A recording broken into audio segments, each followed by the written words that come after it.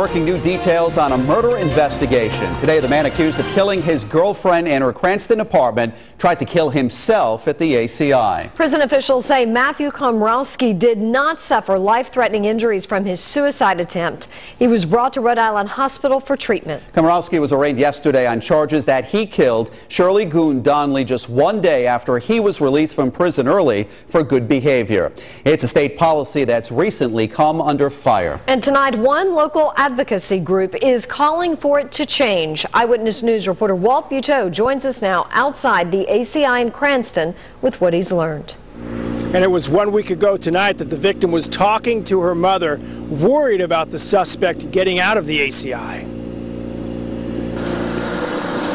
As the stepfather prayed over the flickering candles, the flowers, and the victim's picture, her mother told us in a moment of grief that she forgot about the murder and actually called her daughter about the funeral. And I picked up the phone, I went to dial her number, and I realized it was her that I was going to the cemetery for.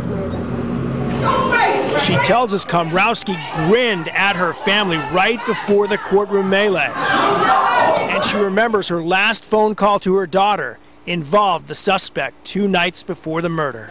The only thing she told me was Tuesday evening, he was coming home and I could hear the fear in her voice. The family came to the memorial today to meet with the Alliance for Safe Communities about repealing the law that let Komrowski out more than a year early. If this doesn't get repealed now, I promise them that we're going to be visiting more and more scenes like this one with children, domestic violence. It was like a shock to her that he was getting out Wednesday.